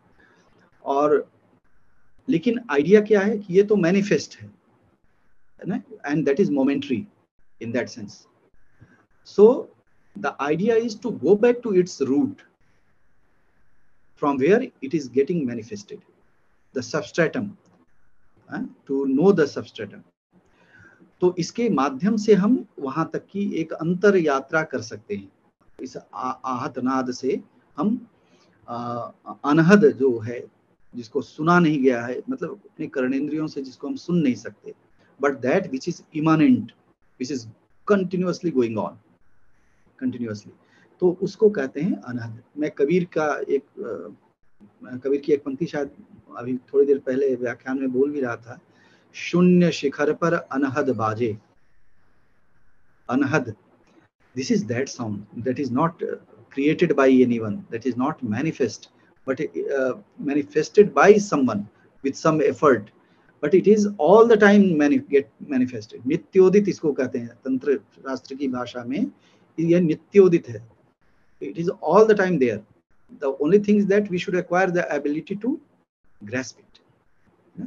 इसको कर्णेंद्रियों से नहीं सुना जा सकता, लेकिन इसको और उन क्षमताओं से जो कर्णेंद्रियों की सीमा से बाहर हैं, उनको हम सुन सकते हैं. Our knowing senses are having very limited powers, very limited powers. तो इससे यदि हम ये कहें कि हम सब कुछ जान लेंगे या इसके रियल में, इसके डोमेन में जो चीजें नहीं है वो नहीं है, तो that won't be a good logic, है ना. क्योंकि ये हमारी ज्ञानेंद्रियों की सीमा है. संभव है इससे बाहर बहुत सारी चीजें, ठीक है ना. और ज्ञानेंद्रियों की भी सीमा इंडिविजुअल लेवल पर सबकी अलग अलग होती हैं. देखिए उसमें भी वेरिएशंस हैं, है ना. somebody could hear better than me, है ना. Animals could hear more than the humans, like that. तो ये तो होता है ना. तो उनके लिए जो रियलिटी का जो नोशन होगा वो अकॉर्डिंगली डिफरेंट होगा, ठीक है ना. सो इसलिए इसको शून्य के शिखर पर अनहद जो बजता है, शून्य शिखर पर अनहद बाजे राग 36 सुनाऊंगा. देखिए रागों की भी संख्या 36 है ना. सारा शायद तत्व मीमांसा के अकॉर्डिंग ये सारा सिस्टम है. 36 तत्व, 36 राग रागिनी, और उनका एक विजुअल एक्सपीरियंशियल फॉर्म भी है राग रागिनियों का. और ये आपको जानना है तो पंडित ओंकारनाथ ठाकुर ने जो लिखा है या जो अपने व्याख्यान दिए हुए हैं, संगीत मार्तंड पंडित ओंकारनाथ ठाकुर जी, तो उनका जो कहा हुआ है, उनका जो एक्सपीरियंस है, वो आप जरूर एक बार देख सकते हैं. तो इसको अनहद नाद इसीलिए कहते हैं क्योंकि यह नित्योदित है, यह सदैव विद्यमान है.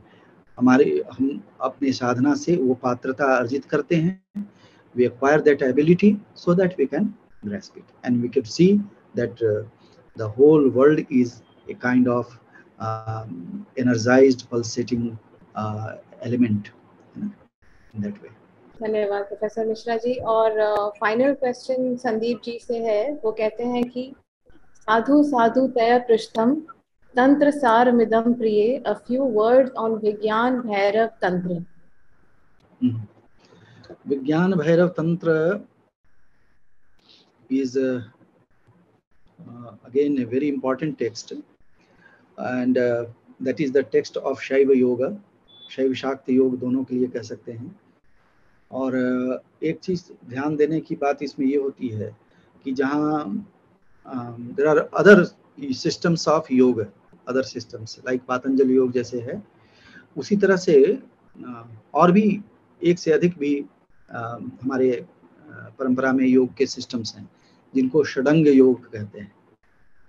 तो जो विज्ञान भैरव तंत्र है वो योग का तो ग्रंथ है ही, और योग की पद्धतियां प्रक्रियाएं सारी बताई हुई हैं, वो तो क्रियात्मक है, ठीक है।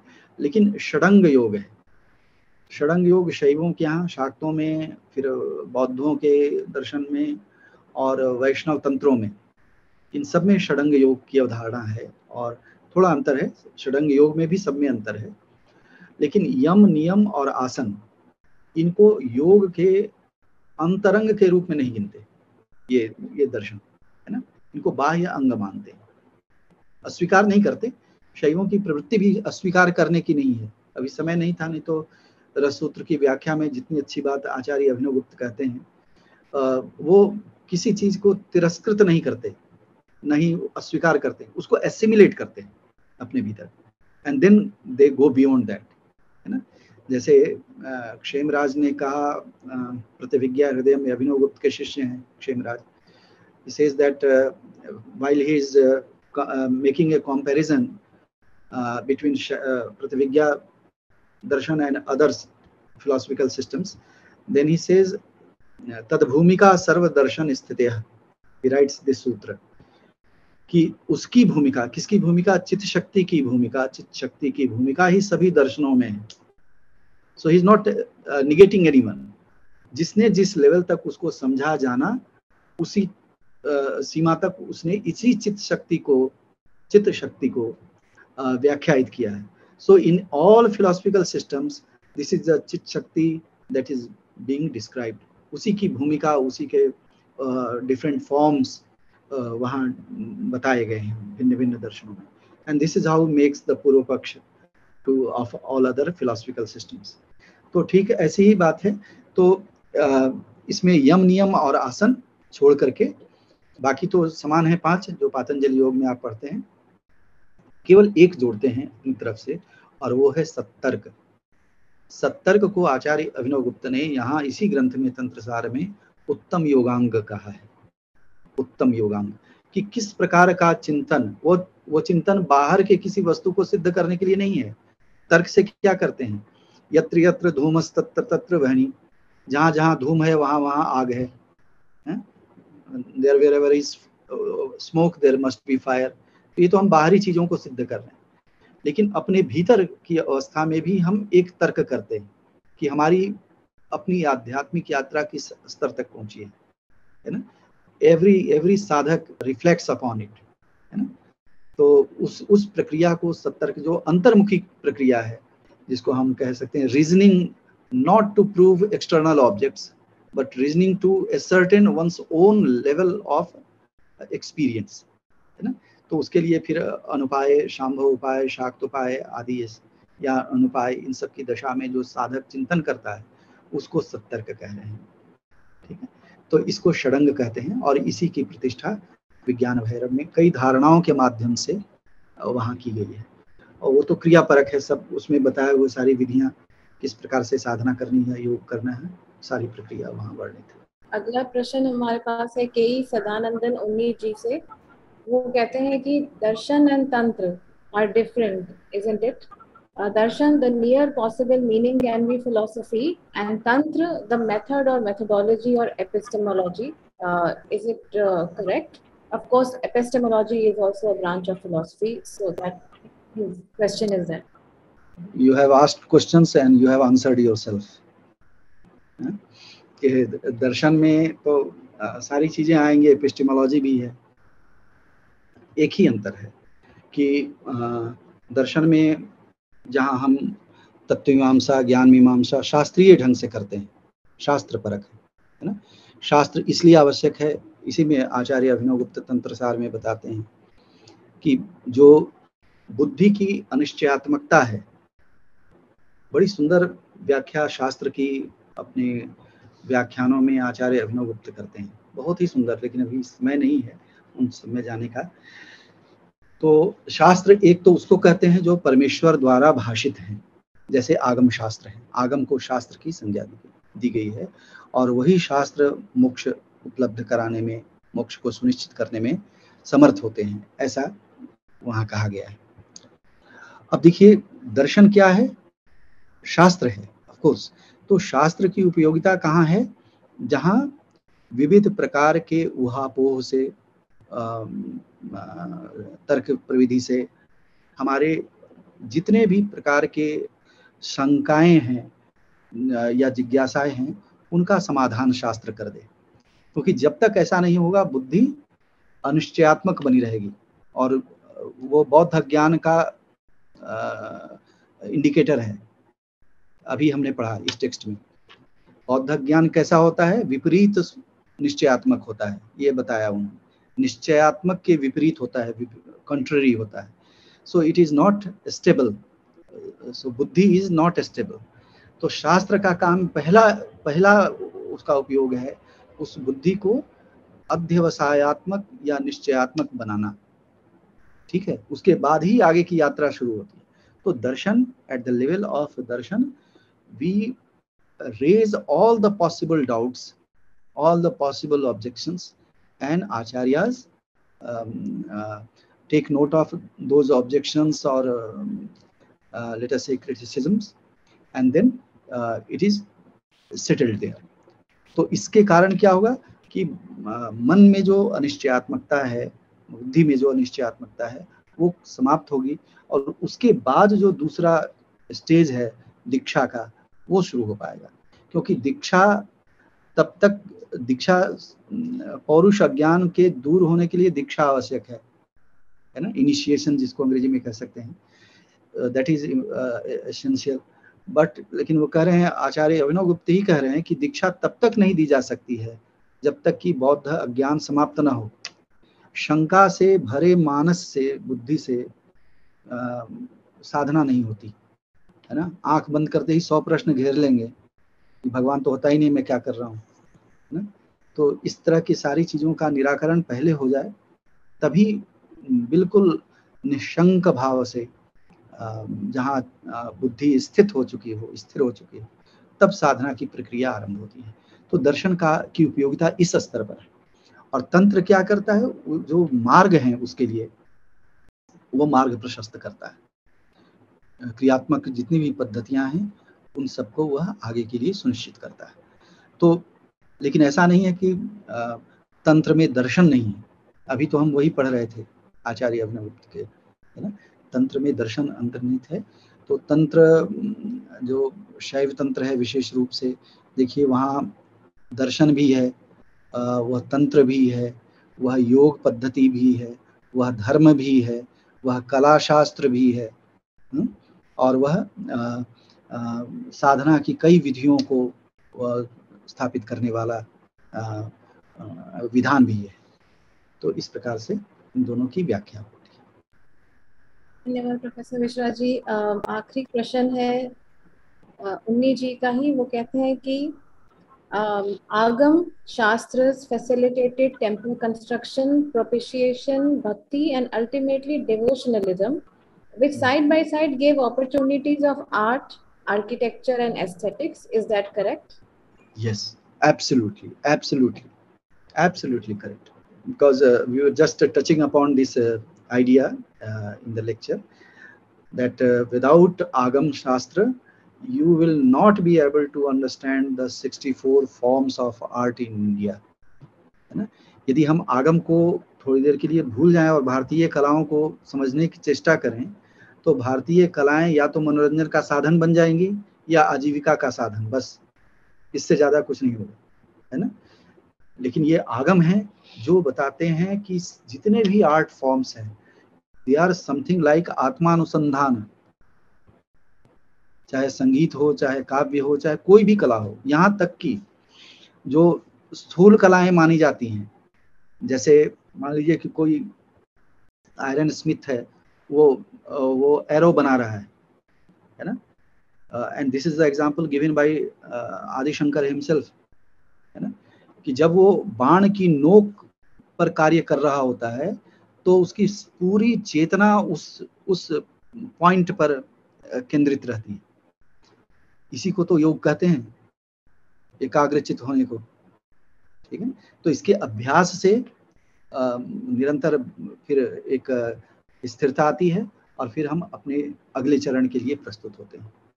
So each art form is a quest for one's own self, चाहे वो कविता के माध्यम से हो, संगीत के माध्यम से हो या अन्य चतुष्षष्टि कलाएं जो हैं, 64 प्रकार की कलाएं, ये सब इसी रूप में है। ये बहुत जरूरी है। और स्थापत्य के लिए या दूसरी चीज, तांत्रिक जो वास्तु है उस पर देखिए कितने मंदिर हमारे बने हैं, 64 योगिनी मंदिर, जिसका एक फॉर्म हमारा पार्लियामेंट हाउस है ना।